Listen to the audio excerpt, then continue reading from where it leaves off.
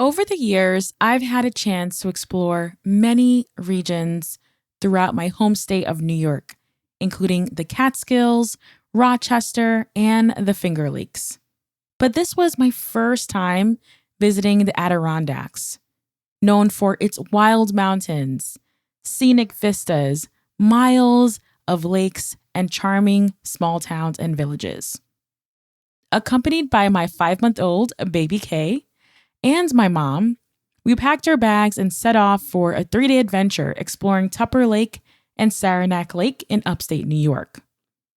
This was our first road trip with baby Kay, by the way. The first stop on our 5-hour road trip was at the Adirondacks Welcome Center to stretch our legs.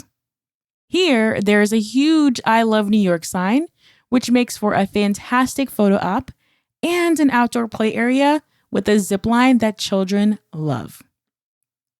Picnic tables and Adirondack chairs are available for those looking to relax and unwind. There are also vending machines full of food, snacks, and beverages sourced from the region and all over the state. Getting closer to Saranac Lake, we drove through winding roads, hugging picturesque lakes, small towns, and massive forestry mountains for as far as the eyes can see. We arrived at Hotel Saranac, a historic hotel right in the middle of downtown Saranac. Walking distance to coffee shops, restaurants, art galleries, museums, and more. Built in 1927, Hotel Saranac has been completely restored, but stays true to its historic Adirondack heritage.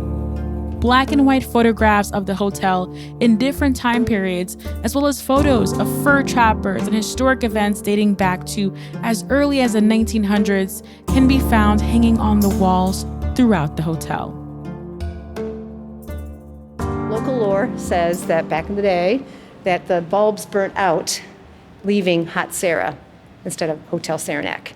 So we kind of played on that, and it's a big marketing area where it works, and people want to know, who's Hot Sarah?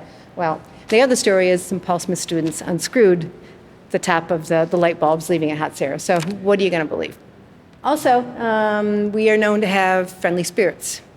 So bicyclists, a little girl on a bicycle, a gentleman in a suit, a cat meowing. These are all stories we've heard from guests, even some from former staff. I have not heard it, but who knows, we are right now listed in the USA Today's top 20 for most haunted hotels. So, it's kind of interesting. We have won that award a couple times, not top, but that's kind of fun. It's just something to play off on. And they're not scary guests or ghosts.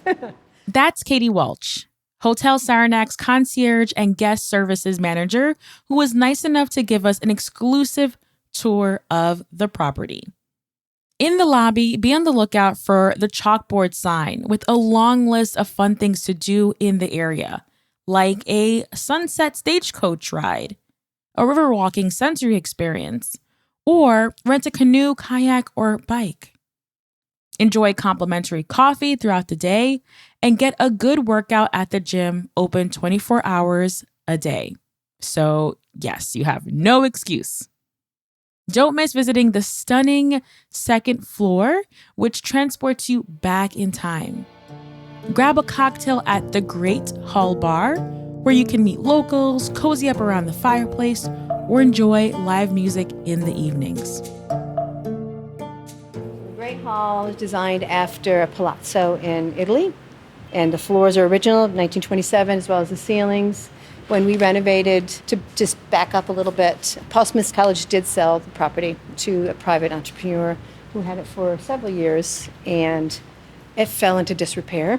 The Riddell Companies, who has roots here in the Upper Saranac area, bought it and added it to their portfolio. So it took 4 years to renovate this property. Besides the ceiling falling down, crumbling, all this paintwork was done over a 6-month time frame by 2 women that were on scaffolding.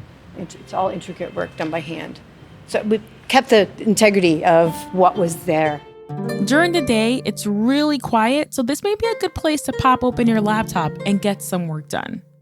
The next day, we walked over to Blue Moon Cafe for breakfast and drove to the Wild Center located in Tupper Lake, New York. It's about a 25-minute drive. The Wild Center is a natural museum committed to seeing people and the natural world thrive together.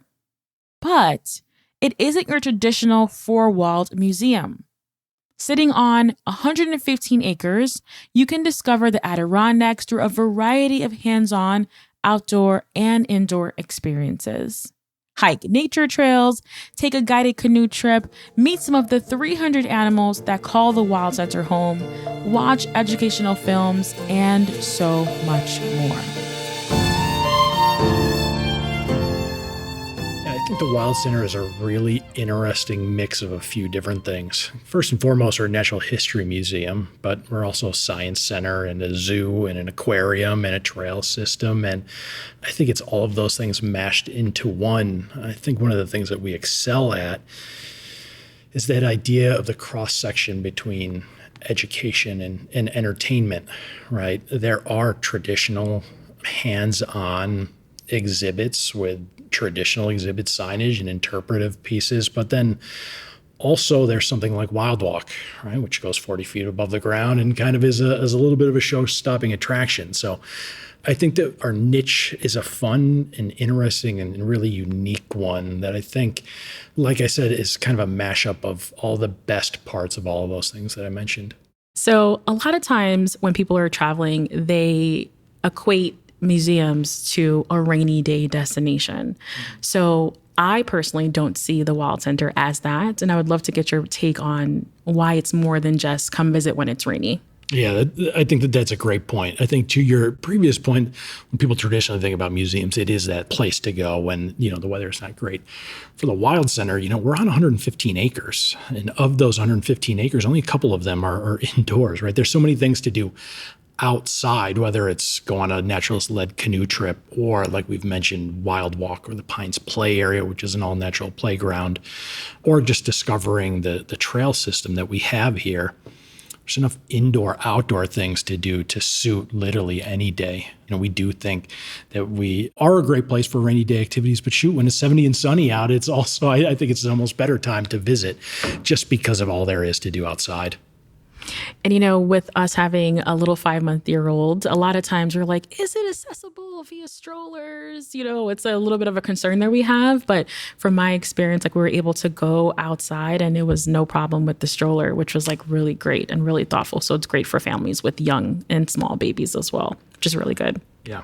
We had accessibility of all kinds in mind when the Wild Center was built. So regardless if you're in a stroller, like you said, or a wagon or a wheelchair, or regardless of any accessibility concerns, the Wild Center was built with that in mind. So a lot of the trails, not all of them, but a lot of the trails are accessible in a wheelchair or, like you said, Wild Walk, which brings people 40 feet above the trees. That is accessible by wheelchair or by stroller, like you said. So yes, we hope to eliminate those barriers that may have been in place at other places that may have held people back or made them reconsider, the Adirondacks as a destination, to try and remove those barriers or those walls. That's Nick Gunn. He oversees all of the marketing efforts at the Wild Center. With so many things to do at the Wild Center, we started with Wild Walk, the only treetop walk in the Adirondacks.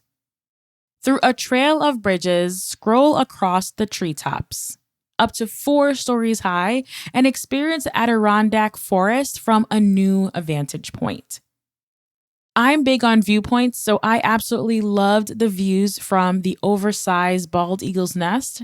And when baby K gets older, we know he'll appreciate playing in the bouncy, human-sized spider web. Wild Walk is accessible. Pushing a stroller, we did not even feel the incline going up. Overall, the experience was effortless and absolutely awe-inspiring.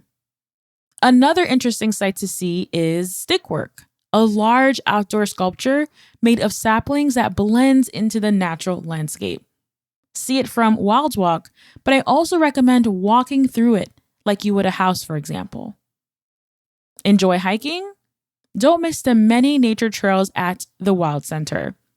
Doable with a stroller and easy to navigate, the trails were clearly marked. Our reward for all of our effort? Enjoying the views at Oxbow overlooks along Raquette River.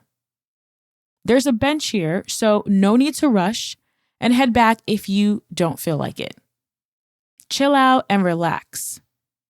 This was actually a great spot to take photos and attend to baby K.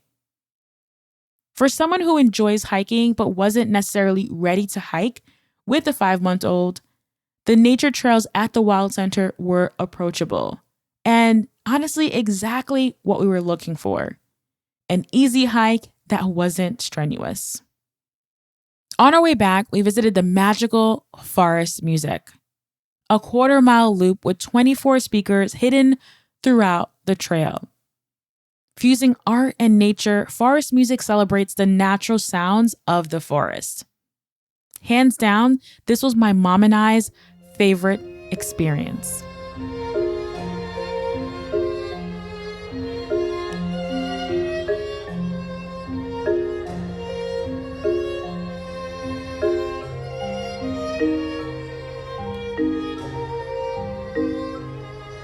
As you walk through the forest, take a look at the art installations and listen to the calming music blended with the natural sounds of birds chirping and the wind blowing.